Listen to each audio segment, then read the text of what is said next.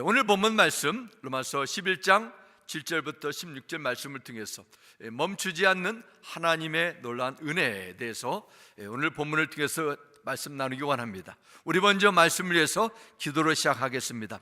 아버지 하나님, 우리의 영을 살리는 생명의 말씀, 하나님의 입으로 나오는 진리의 말씀이 우리를 살리고 회복하고 온전한 아버지 하나님 주의 백성을 살아간다고 약속하셨습니다.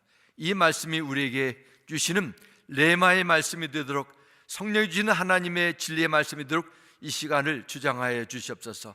받은 말씀, 깨달은 말씀 순종으로 믿음으로 나타나기를 간절히 구하며 주 예수님의 이름으로 기도 올려드렸습니다. 아멘. 요즘처럼 사람들의 그 관심의 대상 참 다양한 시대에 있지만은 동서고금을 떠나서 건강에 대해서 관심이 요즘에는 특별히 더 급전한 것 같습니다.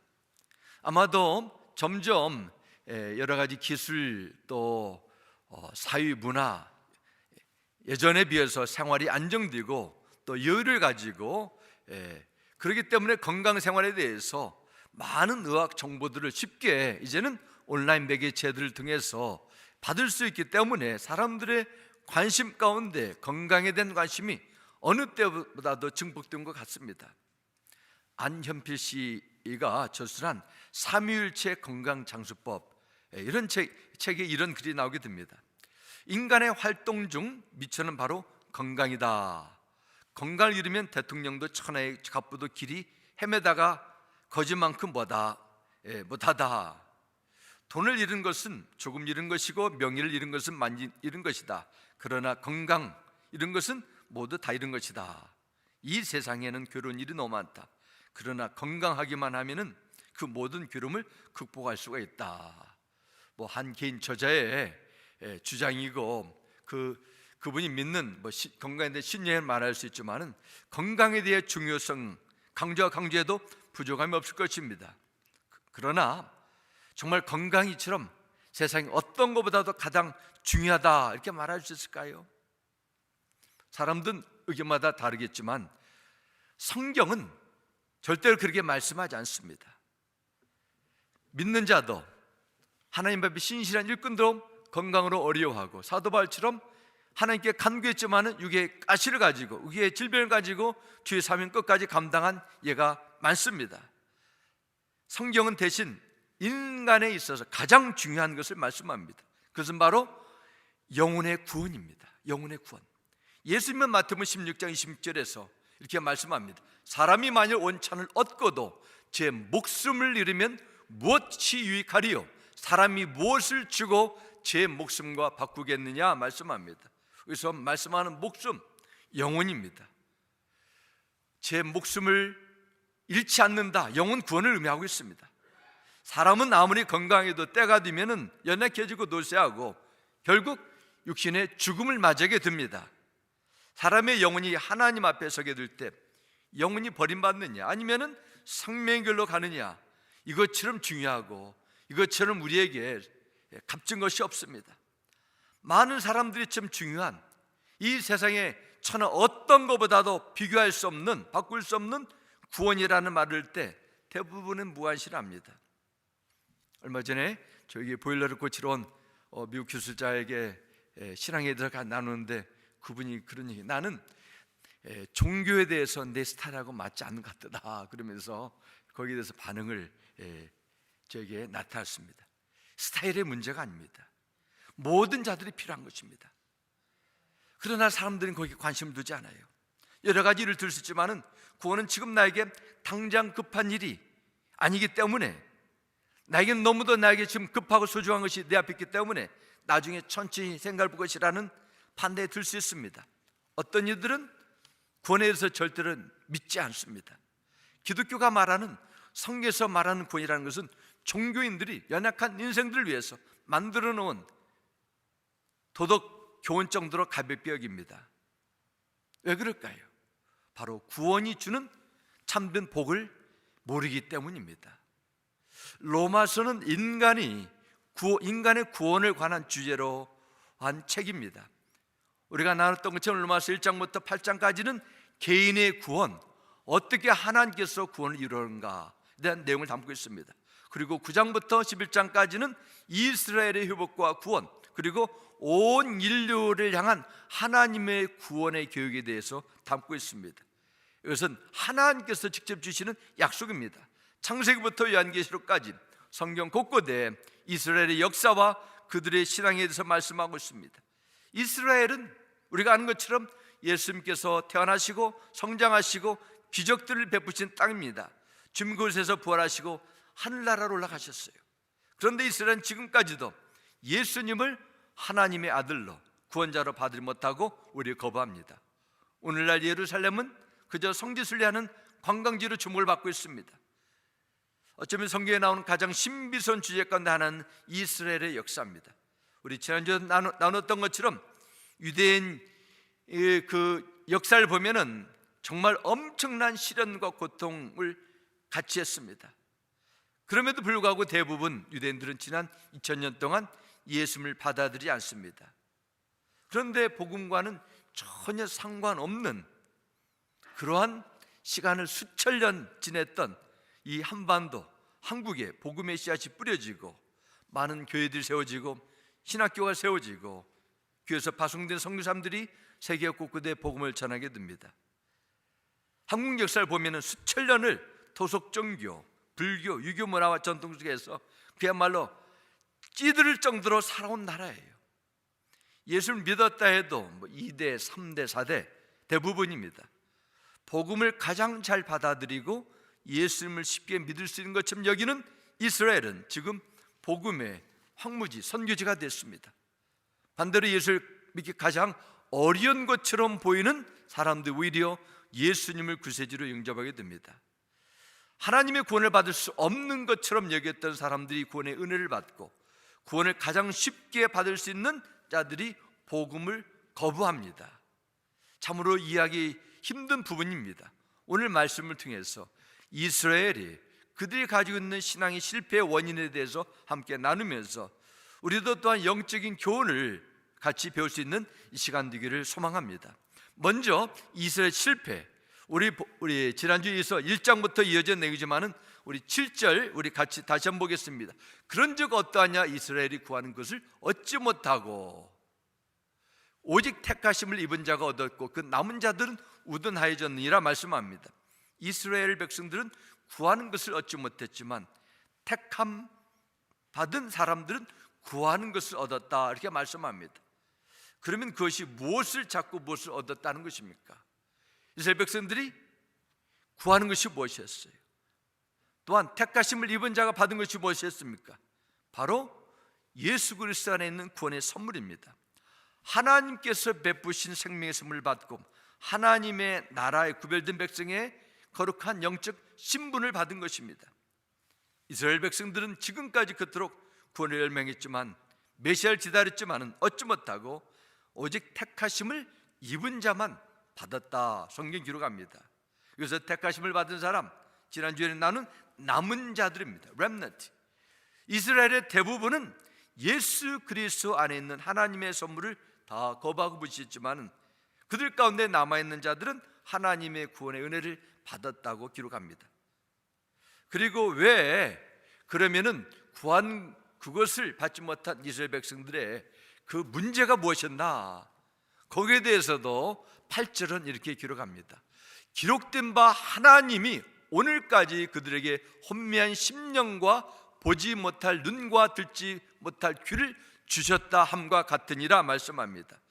이스라엘 백성이 아무리 하나님의 말씀을 깨달으려 해도 하나님께서 의도적으로 그들의 죄용산 받고 구원에 은혜에 이르지 못하도록 의도적으로 그들의 귀를 막고 마음을 닫게 하셨다 이런 뜻처럼 들립니다. 하지만 우리가 기할 것은 하나님은 그렇게 무자비한 분이 아니십니다. 이스라엘의 불신앙에 대해 책임이 전적으로 하나님에 있는 것처럼 들리지만은 하나님은 그렇게 구원을 억지로 강제로 막으시는 분이 아닙니다. 그러면 이 8절에 있는 말씀은 무슨 뜻입니까? 이 말씀은 이스라엘 백성들이 구원에 대한 그런 완고한 마음이 하나님께서 의도적으로 해놓은 것처럼 그런 식으로 보인다는 것입니다. 정말 믿을 수밖에 없는데도 믿지 못하는 것은, 이것은 하나님께서 그렇게 마음을 억지로 닫혀놓은 것이 아닌가, 그렇게 보이는 것 같다는 것입니다. 예를 들자면 그렇습니다. 부모의 말을 전혀 듣지 않고 청개구리처럼 못된 짓만 계속 골라하는 한 아들이 있다고 가정합시다. 그 부모가 어떻게 해서든지 아들을 바로잡으려 합니다. 그러나 이 아들은 매일매일 사고를 치고 집에 있는 돈, 물건을 훔치고 술과 마약을 사는데 펑펑 쏟습니다. 부모가 참다 못해가지고 너 그렇게 살면 그냥 완전히 망해버려라. 만약에 네가 망하지 않으면 내가 거짓말장에 둘 것이다. 이런 말을 할 때 부모의 마음이 기쁘겠습니까? 말로 표현할 수 없는 고통이 들었을 것입니다. 자녀가, 미래가 정말 그렇게 되기를 원해서 그렇게 말했겠습니까? 자식이 그렇게 살다가는 앞날이 너무 뻔히 보이니까 이러한 아주 엄격한 말을 해서라도 돌이키고자 하는 말씀입니다. 사도 바울, 이스라엘 백성들을 보면서 예수 그리스도의 복음을 거부하는 것을 보면서 이와 같은 것입니다. 그들이 처음에 예수 그리스도의 오심에 대해서 깨닫지 믿지 못한 이유, 처음부터 믿을 마음이 전혀 없었습니다. 그들의 책임이에요. 그러니까 예수께서 오셔서 하나님의 능력으로 무수한 기적과 역사를 일으켜도 그들은 잠시 호기심에서 찾아왔다가 나중에는 자기 삶으로 다 돌아갔습니다. 받아들이질 않아요. 그래서 11절에 이렇게 말씀합니다. 그러므로 내가 말하노니 그들이 넘어지기까지 실족하였느냐? 넘어졌습니다. 실족하였어요. 그럴 수 없느니라. 그들이 넘어짐으로 구원이 이방인에게 이르러 이스라엘로 시기나게 함이니라 말씀합니다. 이 말씀은 그들의 종교적인 편견과 교만과 불신앙이 예수 그리스도의 오심을 거부하며 복음을 받아들이지 않고 결국 십자가에 달려 죽이도록 요구했습니다. 정말 그들이 실족했어요. 자기가 가진 종교적인 전통, 율법에 대한 지식, 그것으로 하나님 앞에 의롭다함을 얻을 수 있다는 그런 착각에 빠졌어요. 하나님의 구원의 은혜로 그들이 예수 그리스도를 만나는 디딤돌이 되지 않고 오히려 그들의 잘못된 종교적인 관행이 걸림돌이 돼서 실족했어요. 그런데 성경 말씀합니다. 그들이 넘어지기까지 실족하였느냐, 이 말씀입니다. 넘어지기까지 실족했다. 이 뜻은 이스라엘이 그렇게 예수 그리스도를 거부하는 불신앙으로 남았지만은 그들이 더 이상 회복이 불가능할 정도로 완전히 하나님 앞에 버림을 받았나, 망했나, 이런 질문입니다. 성경 어떻게 말씀합니까? 그럴 수 없느니라 없다 말씀합니다. 그들이 분명히 영적인 교만과 무직 속에 실족하는 맞지만은 하나님께서 완전히 그들을 다 버릴 정도로 실족한 것은 아니다라는 뜻입니다. 왜냐하면 이 세상을 향한 하나님의 구원의 계획은 이스라엘을 포함해서 다 계속 진행되기 때문입니다. 이에 대한 대답을 12절에 말씀합니다. 그들의 넘어짐이 세상이 풍성히 되며 그들의 실패가 이방이 풍성히 되거든 하물며 그들의 충만함 이리요 말씀합니다. 이스라엘의 넘어짐의 실패가 그들의 복음에 대한 불신함과 배척이 이방 사람들에게 풍성함이 되었다. 이 구절은 좀 오해하기 쉽습니다. 사실 11장 전체가 쉬운 책은 아닙니다. 쉬운 장은 아닙니다. 이 말씀은 이스라엘 불순종으로 이방인들이 구원을 받고 만일 이 이스라엘이 실패하지 않았다면 하나님의 구원은 이방인들에게 들어오지 않을 것이라 이렇게 보여집니다. 하지만 그것은 잘못된 해석이죠. 그들이 넘어졌기 때문에, 그들이 실패했기 때문에, 실족에 계속 연속했기 때문에 하나님의 구원의 은혜가 이방인의 풍성함이 됐다, 그런 역할을 그들이 했다, 이 뜻이 아닙니다. 예를 들겠습니다. 어떤 청년이 정말 찌들고 찌든 가난과 어려운 환경 속에서 낙담하지 않고 인내하며 열심히 공부하며 잘 성장했습니다. 모범적으로 그것이 과거의 어려움이 상처가 되지 않고 인정받을 정도로 다른 사람들 깊이 이해하며 원만한 또 인간관계를 형성하며 좋은 인격체로 성장했습니다. 누군가 이 사람 찾아 말합니다. 당신 원래 그런 사람이 아니었는데 사실은 당신의 과거의 불행한 환경과 가난이 당신을 훌륭한 인품과 능력을 가진 사람으로 만들기 때문에 당신의 능력이 아니라 당신의 불행한 과거가 이처럼 당신을 오늘의 당신을 만들어 봤다. 이 말이 들릴 때는 맞는 것 같지만은 이것은 완전히 잘못된 것이죠. 왜냐? 이 사람은 가난 과거의 불행 그 자체가 이 사람 인격을 만들어준 것이 아니라 그런 어려운 환경 속에서도 포기하지 않고 낙담하지 않고 긍정적으로 열심히 잘 살아온 것이 훌륭한 것이지, 가난과 불행 그 자체가 위대함의 한 부분이 아니라는 것입니다. 이 지역에도 북무 강사님 오신 그 브라인 박이라는 그 목사님이 새롭게 하소서 여러 매개체에서 간증을 하는데 그런 내용이 나옵니다.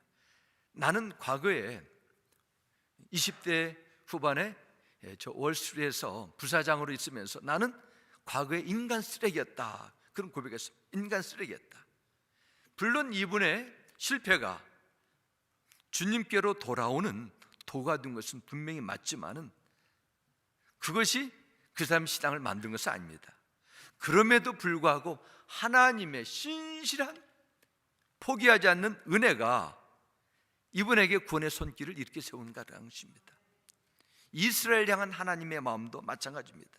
이스라엘의 불신앙 속에서도 하나님의 그들을 향한 열심이 변하지 않았다는 것입니다. 이스라엘 백성들이 이 세상에 하나님의 구원과 사랑을 전해야 하는 부르심에 불순종으로 대하는 영적인 그런 실패와 교만이 있었지만 하나님은 그럼에도 불구하고 구원이 이방 사람들에게 계속 흘러나가도록 그들을 통해서도 일하셨다 말씀입니다. 오늘 본문 이 9절에 나오는 이스라엘의 백성들의 하나님의 구원의 은혜를 이처럼 강하게 대적하고 무시하는 이걸 통해서 우리가 배울 수 있는 중요한 영적 교훈들이 있는데 오늘 이 시간은 두 가지로 함께 나누고 합니다. 첫 번째는 이스라엘 백성들이 복음에 대해서 대하는 반응을 통해서 우리는 말씀을 바로 깨닫고 그 다음에 어떻게 해요? 적극적으로 반응해야 됩니다. 반응. 하나님의 구원의 역사에 있어서 이스라엘은 정말 중요한 역할을 합니다. 그들에게 중요한 역할을 했던 아브라함, 이삭, 야곱, 다윗과 같은 위대한 믿음의 조상들이 넘쳐납니다. 예수 그리스도께서 이 세상에 오시기 위해서 인간의 몸을 취하실 때 팔레스타인 그 땅에 믿음의 혈통을 선택하시고 그날에 오셨습니다. 이스라엘 백성들에게 이것은 엄청난 축복이었습니다. 하나님께서 이스라엘 백성들에게 이 많은 특권을 주신 선하신 뜻과 기대가 있습니다. 이것은 하나님의 구원의 역사의 일꾼인데요, 이방 나라에 하나님의 살아계신 이름이 존귀케 되고 하나님의 영광을 비추는 그런 사명을 주셨어요. 그런데 정작 그들은 인간의 몸을 입고 오신 예수님을 배척하고 하나님의 뜻을 저버리게 됩니다. 오늘 본문 7절은 그 원인을 이렇게 말씀합니다. 다시 7절 보겠습니다. 빨간 글씨만 보겠습니다. 그 남은 자들은 우둔하여졌느니라 말씀합니다. 남은 자들은 우둔하여졌다.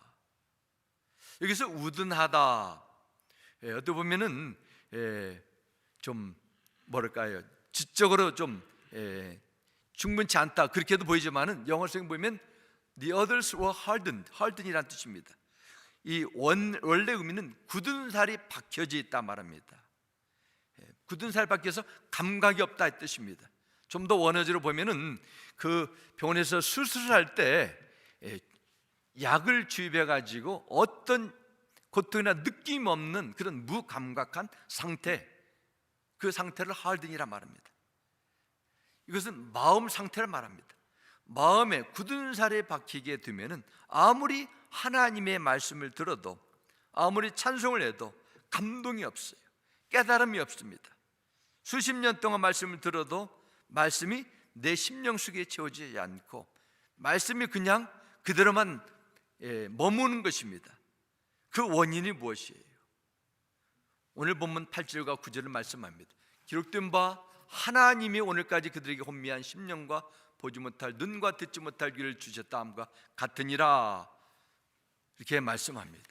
하나님의 말씀을 보지 못하는 눈, 듣지 못한 사람의 특징, 그들의 말씀을 보지 못하는 눈과 듣지 못한 귀를 가졌다 말씀합니다. 9절은 좀 더 이렇게 말씀합니다. 또 다윗이 이르되 그들의 밥상이 올무와 덫이 거치는 것과 보응이 되게 하시옵고 말씀합니다. 이 9절에 있는 말씀은 시편 69편 2절에 나오는 다윗이 저주를, 원수를 향해 저주를 하는 그 시입니다. 다윗은 원수들을 향해서 저렇게 잘 먹고 잘 사는 것만 추구하다가 나중에 그냥 그렇게 하다가 죽도록 해 주십시오, 이런 탄원하는 시입니다. 이스라엘 백성들이 6월절에 어린 양, 가축을 잡아 제사를 드리고 종교적인 전통을 지키면서 음식을 맛있게 같이 나눴습니다. 그들에게는 거룩한 음식이라고 여겼지만 영적인 깊은 의미를 깨닫지 못하니까 하나님께 드리는 제사, 드린 그 남은 그 가축을 같이 나누면서도 이것이 영적인 올무와 덫이 됐다는 것입니다. 이것은 신약시대도 마찬가지예요. 고린도전서 11장 27절 말씀 보면 그러므로 누구든지 주의 떡이나 잔을 합당치 않게 먹고 마시는 자는 주의 몸과 피를 범하는 죄가 있느니라 말씀합니다.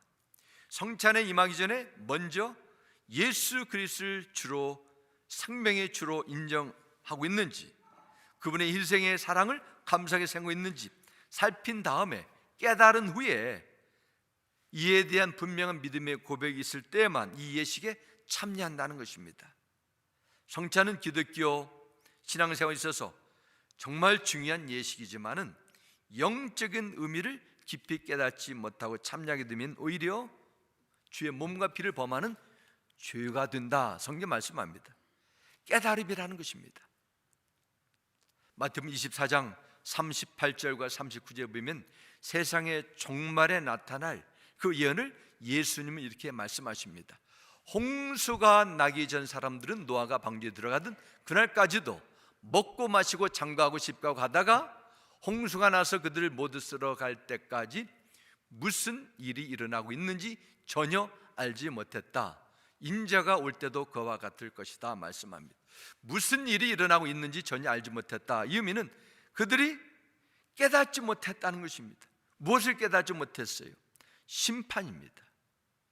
먹고 마시고 장가하고 집가는 것이 죄입니까? 죄 아니에요. 당연한 것입니다. 일상생활이에요. 그럼 이 말씀 무슨 말씀입니까? 먹고 마시고 장가하고 집가는 것이 그들의 인생의 전부인 것처럼 여기고 그냥 열심히 살았다는 것입니다. 이것은 하나님을 무시하고 자신의 만족, 육신적인 본능을 위해서 사는 이 세상 사람들의 라이프스타일, 사람들의 풍조에 보여지는 특징 가운데 하나입니다. 그러나 영적인 깨달음이 있는 사람은 어떻게 살아요? 남겨진 인생을 하나님께서 부르실 그 영혼의 때를 늘 기억하며 준비하며 살아간다는 것입니다. 깨닫는 자들이에요. 이처럼 하나님의 말씀을 깨닫냐 못 깨닫냐에 따라서 인생관이 너무 달라지게 되어 있습니다. 이 시대의 말씀을 깨닫는 것, 무엇을 말할까요? 예수 그리스도를 믿고 그분의 부르심에 순종하는 것입니다. 하나님의 말씀이 육신을 입고 이 세상에 오신 분이 바로 예수 그리스도이기 때문입니다. 우리 요한복음 1장 1절 14절 보겠습니다. 태초에 말씀이 계셨습니다. 그 말씀은 하나님과 함께 계셨고 그 말씀은 누구예요? 하나님이셨습니다. 바로 예수님이시고 그 말씀이 육신이 되어 우리 가운데 계시기에 우리는 그분의 영광을 보았습니다. 그것은 은혜와 진리가 충만한 아버지의 독생자의 영광이었습니다 말씀합니다. 예수 믿는 성도들은 하나님의 말씀이신 예수 그리스도를 믿음으로 영접함으로 하나님의 영광과 은혜에 참여하는 거룩한 백성이 되었습니다. 우리가 완전한 의름이 되어주신 예수 그리스도의 이름으로 하나님 앞에 나갈 수 있는 길이 열리게 됐어요. 이런 은혜를 우리가 받았습니다. 그럼 우리는 어떻게 살아야 돼요? 그럼 하나님의 영광을 드리는 예배자로 살아야 됩니다. 이런 깨달음이 있으면 주를 회개하고 주의 영광을 위해서, 영원한 상을 위해서 헌신할 마음이 생깁니다. 내게 영원한 생명의 구원을 주신 하나님을 찬미하는, 찬양하는 그런 삶이 이루어집니다. 에베소 1장 12절과 12절 말씀합니다. 하나님은 그리스도 안에서 우리를 상속자로 삼으셨습니다. 이것은 모든 것을 자기의 원하시는 뜻대로 행하신 분의 계획에 따라 미리 정하신 일입니다. 그것은 그리스도께 맨 먼저 소망을 둔 우리로 하여금, 우리는 주 안에 있는 모든 성도들입니다, 하나님의 영광을 찬미하는 사람이 되게 하시려는 것이었습니다 말씀합니다.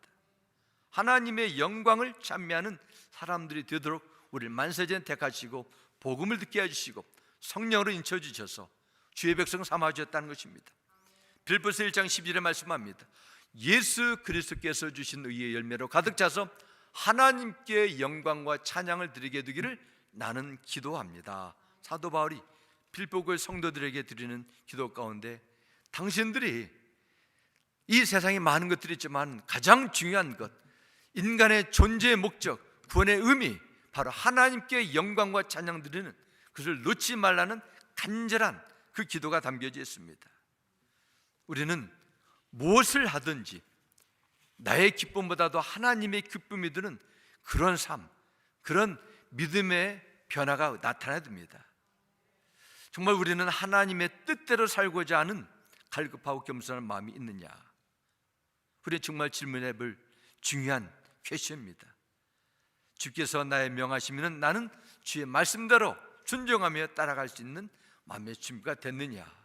이것이 바로 말씀을 깨닫을 뿐만 아니라 적극적으로 반응한 자에게 나타나는 열매입니다.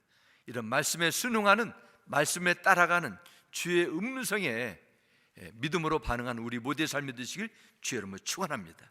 두 번째는 영혼을 향한 하나님의 마음을 품으라는 것입니다. 이 말씀 13절 14절 말씀 보겠습니다. 내가 이방인인 너희에게 말하노라.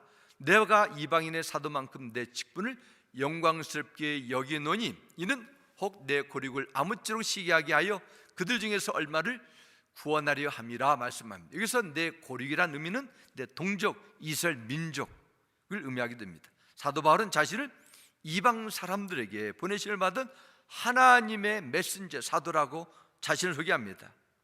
내가 하나님께서 나 같은 자를 일꾼으로 부름을 받았고 이방을 위해서 복음을 전하는 사실을 나는 영광스럽게 생각한다 합니다.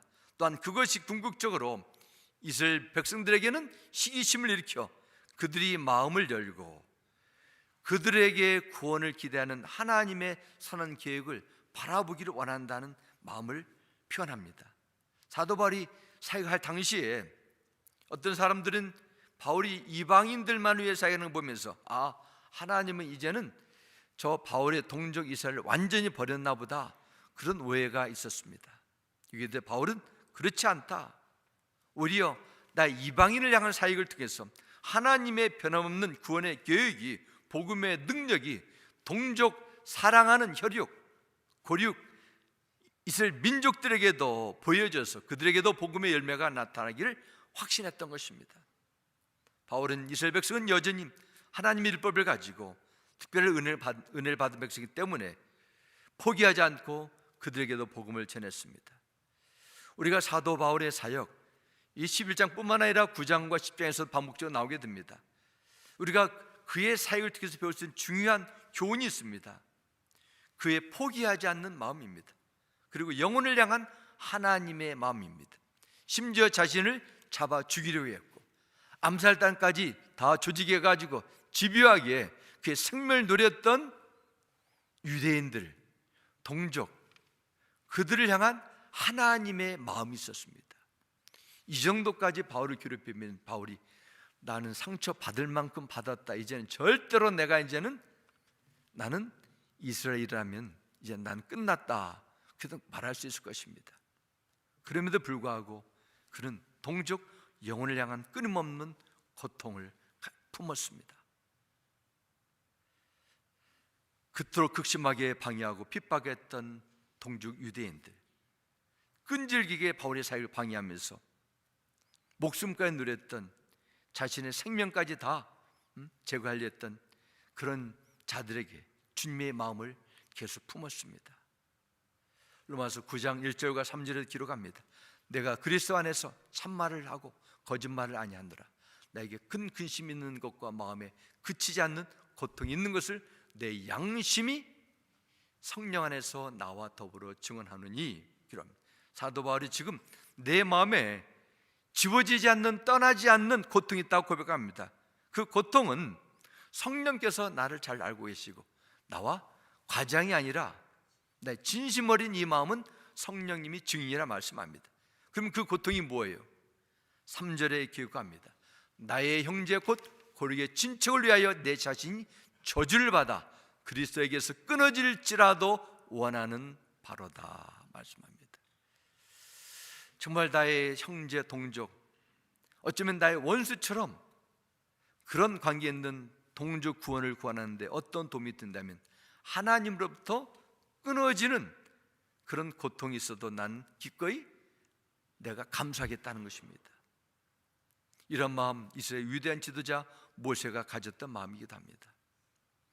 모세가 자기의 모든 영광과 미래를 다 포기하고 동족 백성을 구원하기 위해서 부름을 받고, 그가 이제는 홍해를 건너 시내상에 올라가 백성에 가르칠 율법, 돌판에 새기신 하나님의 증거판 십계명을 받기 위해서 40일을 굴세 지냈습니다.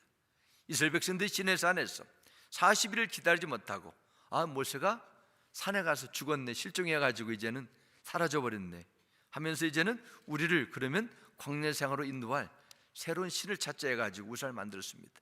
우리가 원하는 하나님, 근데 하나님께서 모세만 남기고 다 심판하시겠다는 엄청난 말씀을 주십니다. 이 하나님의 분노를 들은 모세는 하나님께 이렇게 간절히 기도하는 내용이 출애굽기 32장 32절입니다. 그러나 이제 그들의 죄를 용서해 주십시오. 용서해 주지 않으신다면 부디 주께서 기록하신 책에서 내 이름을 지워버리십시오 기도합니다. 이스라엘 백성이 범한 금송아지 우상 숭배의 죄악을 용서해 주지 않으면 내 이름을 생명책에 지워달라, 그것도 좋다는 것입니다. 모세는 자신의 생명까지 내건 일사각오의 기도를 하나님은 들으시고 이스라엘 민족의 심판에서 구원해 주셨습니다. 그만큼 자기 백성을 끔찍하게 사랑하고 자기 백성을 구원하기 위해서 그 마음과 열정을 가지고 있음을 우리는 모세의 기도를 통해서 보게 됩니다. 이스라엘 백성들은 하나님의 영광과 율법, 선지자들의 예언들 다 가지고 있었지만은 구원의 일을 배치겠습니다. 하지만 사도 바울의 가슴 속에는 늘 동족 구원에 대한 안타까운 심정, 거룩한 부담으로 늘 채워져 있었어요.